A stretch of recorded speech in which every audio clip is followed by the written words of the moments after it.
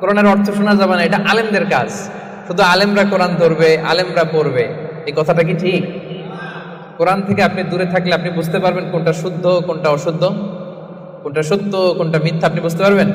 পারবেন না। এজন্য কোরআন পড়তে হবে, কোরআন জানতে হবে। It differentiates between right and wrong, এটা সত্য মিথ্যার মধ্যে পার্থক্য করে দেয়। কোরআন হচ্ছে একটা প্রবলেম সলভিং মেথডোলজি, সব সমস্যার সমাধান আল্লাহ তাআলা এই কোরআনের ভেতরে দিয়ে দিয়েছেন। এটা গাইড বুক, এটা প্রেসক্রিপশন।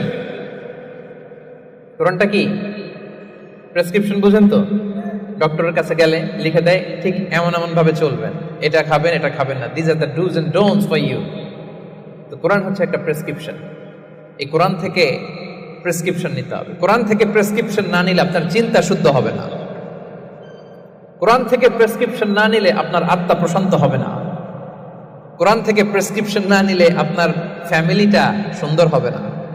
কোরআন থেকে প্রেসক্রিপশন না নিলে সমাজ সুন্দর হবে না। এই কোরআন থেকে প্রেসক্রিপশন না নিলে শুধু দুর্নীতি দমন কমিশন দিয়ে দুর্নীতি বন্ধ করা যাবে না। প্রেসক্রিপশন নিতে হবে। সমাজটারে সাজাতে চান, রাষ্ট্রটারে সংস্কার করতে চান, মেরামত করতে চান, তাহলে প্রেসক্রিপশন নিতে হবে একটা গাইডবুক থেকে। গাইডবুকটার নাম কোরআন। সেই কোরআনেরই আরেকটা নাম হচ্ছে আল ফুরকান, দি ক্রাইটেরিয়ান, পার্থক্যকারী।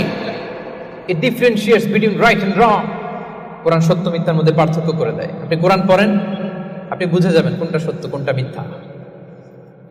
এই যে এতটুকু হচ্ছে ভূমিকা কথা, এটা বুঝতে পারছেন তো আপনারা সবাই? কথা কি ক্লিয়ার? সবার কাছে ক্লিয়ার? সূরাতুল ফুরকান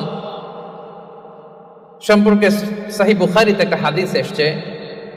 হিশাম বিন হাকিম বিন হিজাম নামাজের ইমামতি করতেছেন, সূরাতুল ফুরকান তেলাওয়াত করতেছেন। মুক্তাদিদের কাতারে দাঁড়িয়ে আছেন সাইয়েদনা ওমর ফারুক রাদিয়াল্লাহু তাআলা আনহু। উনি দেখলেন যে উনি সূরা ফুরকান যেভাবে শিখেছেন হিশাম এইভাবে পড়েন, আরেকভাবে পড়েন, অন্য স্টাইলে, অন্য ডায়ালেক্টে। উনি রেগে যাচ্ছিলেন নামাজে, পারে না নামাজের মধ্যে যে ধরেন, কারণ ওমরের মেজাজ নরম না গরম? বড্ড গরম মেজাজওয়ালা। কিন্তু উনি ধৈর্য ধারণ করলেন যে না, এটা তো নামাজ, নামাজ ভেঙে তার ইমামরা ধরা যায় না, কি বলেন?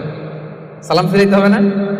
তো উনি সালাম ফিরানো পর্যন্ত অপেক্ষা করতেছেন। সালাম ফিরানো শেষ, খপ করে যে ধরছে হিশাম বিন হাকিম বিন হিজাম। রে হিশাম, কিভাবে পড়ছে সূরা ফুরকান?